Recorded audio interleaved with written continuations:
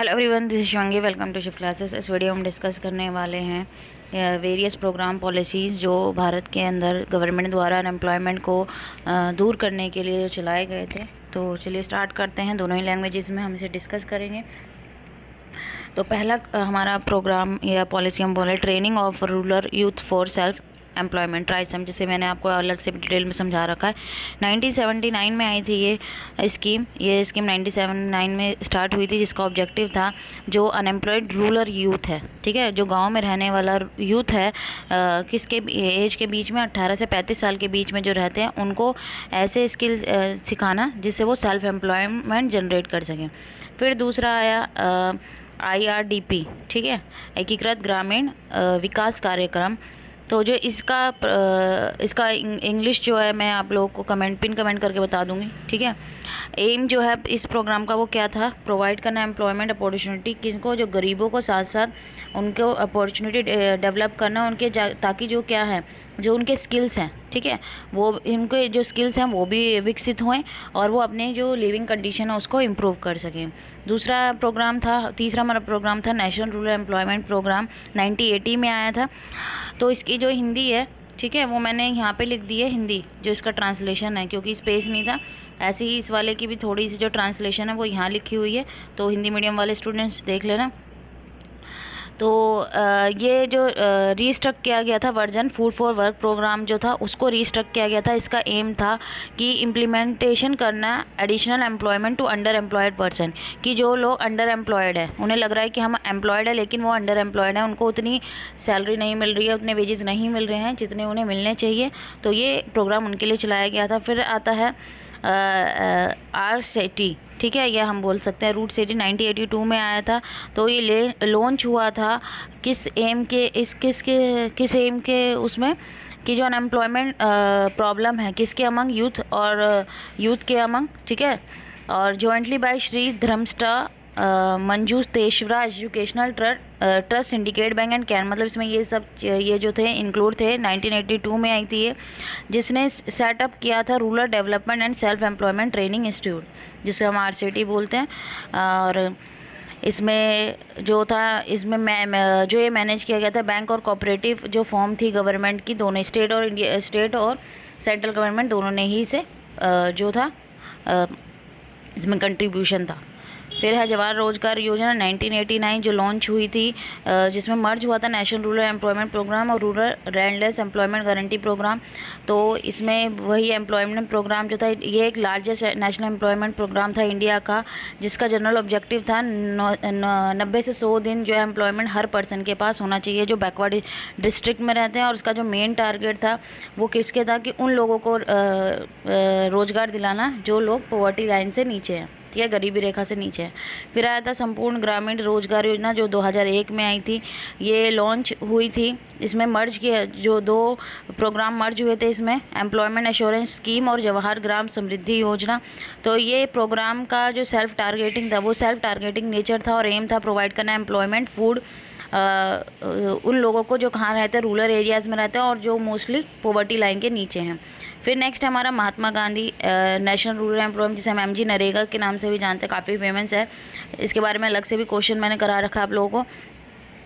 तो ये employment scheme 2005 में आई थी, जिसने प्रोवाइड की थी सोशल सिक्योरिटी और गारंटी किया था कि मिनिमम 100 डेज़ का जो पेड वर्क है वो फैमिलीज़ को मिलेगा, जो फैमिली में एडल्ट मेंबर है और जो ऑप्ट करते हैं किसके लिए, अनस्किल्ड लेबर इंटेंसिव वर्क के लिए। तो ये जो एक्ट है प्रोवाइड करता है right to work to people, की भाई हर इंसान को जो है काम करने का अधिकार है, उसको ये काम जो है प्रदान करता है। नेक्स्ट थी दीनदयाल अंत्योदय योजना नेशनल लाइवलीहुड मिशन 2013। ये मिशन जो था इसमें था रिड्यूस करना पॉवर्टी को, भाई कैसे, कि जो पुअर हाउस होल्ड है उनकी पहुंच कहाँ तक हो, ऐसे सेल्फ एम्प्लॉयड तक, भाई जिससे वो अपनी गरीबी दूर कर सके, और स्किल्ड वेल एम्प्लॉयमेंट उनको अपॉर्चुनिटी उपलब्ध कराना, जिससे रिजल्ट क्या होगा कि वो अपनी लाइवलीहुड को इम्प्रूव कर सकेंगे ऑन सस्टेनेबल बेसिस और बिल्ड कर सकेंगे एक स्ट्रॉन्ग ग्रास रूट इंस्टीट्यूशन। भाई ऐसा एक इंस्टीट्यूशन बनाना जो किसके लिए हो, पुअर के लिए हो, ठीक है। फिर हाँ, नेशनल स्किल डेवलपमेंट मिशन 2014 में आया था। इसका जो लॉन्च था, इसका ड्राइव किया था skill India agenda mission mode और इसमें वही था कि स्किल ट्रेनिंग जो थी लोगों को सिखानी थी, ताकि उनके जो स्किल है वो जो इम्प्रूव होंगे तो जो उनकी प्रोडक्टिविटी है वो इंक्रीज़ होगी। प्रधानमंत्री कौशल विकास योजना 2015 में आई थी। इसमें लार्ज नंबर ऑफ़ जो इंडियन यूथ था उनको कहाँ लेके जाना, इंडस्ट्री रेलिवेंट स्किल ट्रेनिंग सिखाना, ताकि वो अपनी जीविका जो है अच्छे से चला सके। फिर है नेशनल करियर सर्विस, ये भी 2015 में आई थी। इसका जो ये लॉन्च हुई थी मिनिस्ट्री ऑफ लेबर एम्प्लॉयमेंट के द्वारा, और इस for establishing quick and efficient career. भाई कैसा हो क्विक और एफिशिएंट करियर रिलेटेड सर्विस पूरी कंट्री के अक्रॉस पूरी कंट्री में प्रोवाइड कराना nationwide into IT enabled career centre. और ये लॉन्च हुआ था as a part of government focus on providing भाई राइट स्किल और जनरेट करना एम्प्लॉयमेंट। और जो करियर सेंटर था वो मॉडिफाइड वर्जन था एम्प्लॉयमेंट एक्सचेंज का, जो सर्व करता था एज अ प्लेटफॉर्म एड्रेस करना जो भी करियर नीड्स हैं यूथ की और स्टूडेंट्स की। फिर है हमारा प्रधानमंत्री मुद्रा स्कीम, 2015 में आई थी। ये माइक्रो फाइनेंस के इंस्टीट्यूशंस का एम था कि जो माइक्रो फाइनेंस इंस्टीट्यूशन और नॉन बैंकिंग फाइनेंस इंस्टीट्यूशंस हैं, कंपनीज़ है, स्मॉल फाइनेंस बैंक है, आरआरबीज़ हैं, कमर्शियल बैंक है, कोऑपरेटिव बैंक है, इनको प्रोवाइड करना low rate loans to eligible entities. ठीक है, कम दर पे क्या करना, लोन प्रोवाइड करना। और इसका जो मेन ऑब्जेक्टिव था इसका था हेल्प करना जनरेट सोर्स ऑफ एम्प्लॉयमेंट और इंक्रीज़ करना ओवरऑल जीडीपी, प्रोवाइडिंग जो माइक्रो एंटरप्राइजेज़ हैं भाई, जो छोटे जो एंटरप्राइजेज़ हैं, उद्योग हैं, उनको क्रेडिट फैसिलिटीज़ प्रोवाइड करना।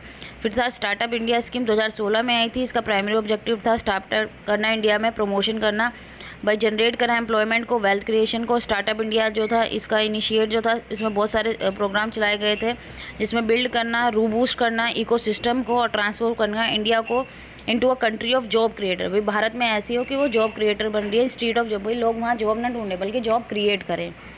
प्रधानमंत्री रोजगार प्रोत्साहन योजना 2016-17 की है, ये हमारी लास्ट स्कीम है। The scheme is aim to incentivise employer to generate employment. देखिए यहाँ पे एम्प्लॉयर्स को यहाँ पे क्या करा जा रहा है, प्रोत्साहित किया जा रहा है कि वो एम्प्लॉयमेंट को जनरेट करे, जहाँ पे गवर्नमेंट उनको पे करेगी। एम्प्लॉयर्स जो था एम्प्लॉयर पेंशन स्कीम यहाँ पे शेयर हुई 8.33% न्यू एम्प्लॉयज़ के लिए for the first 3 years of the. इसका स्कीम का टारगेट था कि जो भी वर्कर्स लेस देन 15,000 जो अर्न करने मंथली बेसिस पे, उनको इंकरेज करें एम्प्लॉयर कि वो अपने स्मॉल मीडियम एंटरप्राइजेज या माइक्रो बिजनेस को क्या करें, यहाँ पे प्रोत्साहन, यहाँ पे जो है प्रोत्साहन दे। ठीक है, तो ये था हमारी स्कीम। इनके बारे में और भी आप डिटेल में पढ़ सकते हैं, आपको विकिपीडिया पे इजीली मिल जाएगा। एक एक टॉपिक डाल के देखना तो डिटेल में और भी इनके बारे में आपको मिल जाएगा। आई होप आपको क्लियर हो गया होगा। अगर वीडियो अच्छी लगी हो तो like it, share and subscribe my channel. Thank you.